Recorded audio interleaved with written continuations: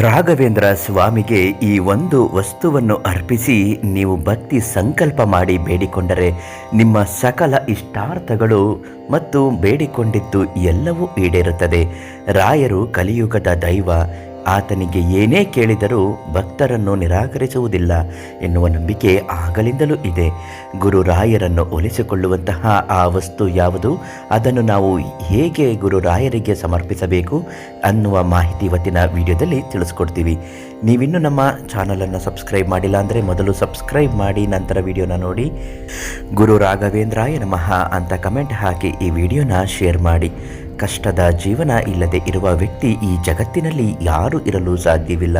ಎಂತಹ ಕಷ್ಟ ಇದ್ದರೂ ಪರಿಹರಿಸಿಕೊಡುವ ಏಕೈಕ ಗುರುಗಳು ಅಂದರೆ ರಾಯರ ಪರಮ ಭಕ್ತರು, ಪಂಡಿತರು, ದೈವಜ್ಞರು ಶ್ರೀ ಪರಿಮಳ ಆಚಾರ್ಯರು. ದಕ್ಷಿಣ ಭಾರತದ ಪ್ರಖ್ಯಾತ ಜ್ಯೋತಿಷಿಗಳು ಇವರು. ನಿಮ್ಮ ಸಮಸ್ಯೆಗಳನ್ನು ಇವರಲ್ಲಿ ಹೇಳಿಕೊಂಡು ಪರಿಹಾರವನ್ನು ಮಾಡಿಸಿ. ಇನ್ನು ಗುರು ರಾಯರಿಗೆ ಯಾವ ವಸ್ತುವನ್ನು ಅರ್ಪಿಸಿದರೆ ಒಲಿಸಿಕೊಳ್ಳಬಹುದು ಅಂತ ಹೇಳ್ತೀನಿ. ಅದಕ್ಕಿಂತ ಮೊದಲು ಯಾವ ನಿಯಮವನ್ನು ಮಾಡಬೇಕು. ಗುರುವಾರ ರಾಯರ ಮಠಕ್ಕೆ ಅಥವಾ ರಾಯರ ದೇವಸ್ಥಾನಕ್ಕೆ ಹೋಗುತ್ತೀನಿ ಅನ್ನುವವರು ಬುಧವಾರವೇ ಕೆಲವೊಂದು ನಿರ್ದಿಷ್ಟ ನಿಯಮಗಳನ್ನು ಮಾಡಿರಬೇಕಾಗುತ್ತದೆ. ಅಂದರೆ ಬುಧವಾರ ಸಂಜೆ ನೀವು ತಲೆ ಸ್ನಾನ ಮಾಡಿಕೊಳ್ಬೇಕು. ಯಾವುದೇ ಕಾರಣಕ್ಕೂ ಬುಧವಾರ ನೀವು ಮಾಂಸ ಆಹಾರವನ್ನು ಸೇವನೆ ಮಾಡಬಾರ್ದು. ಗುರುವಾರವೂ ಸಹ ಸೇವನೆ ನೀವು ಹೇಗಿದ್ರೂ ಮಾಡುವುದಿಲ್ಲ. ಬುಧವಾರದಿಂದಲೇ ಆ ನಿಯಮವನ್ನು ಅನುಸರಿಸಬೇಕಾಗತ್ತೆ.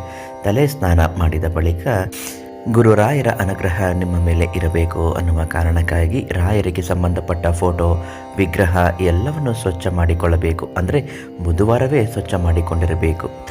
ಒಂದು ಪುಟ್ಟ ಬಿಳಿಯ ತಟ್ಟೆಯ ಮೇಲೆ ಅಕ್ಕಿಯನ್ನು ತುಂಬಿಸಿ ಗುರು ರಾಯರ ವಿಗ್ರಹ ಅಥವಾ ಫೋಟೋವನ್ನು ಅದರ ಮೇಲೆ ಪ್ರತಿಷ್ಠಾಪನೆ ಮಾಡಬೇಕಾಗುತ್ತೆ. ಇದು ಮನೆಯಲ್ಲಿ ಮಾಡುವಂತಹ ಪೂಜೆ ಆಗಿರಬೇಕು.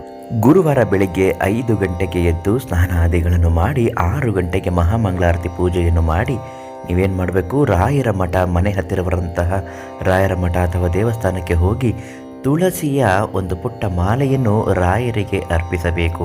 ಅಲ್ಲಿ ನೀಡುವಂತಹ ರಾಯರ ಅಕ್ಷತೆಯನ್ನು ಮನೆಗೆ ತೆಗೆದುಕೊಂಡು ಬಂದು ಆ ಅಕ್ಕಿ ಇರುತ್ತಲ್ಲ ಅದರ ಮೇಲ್ಗಡೆ ಇಡಬೇಕು.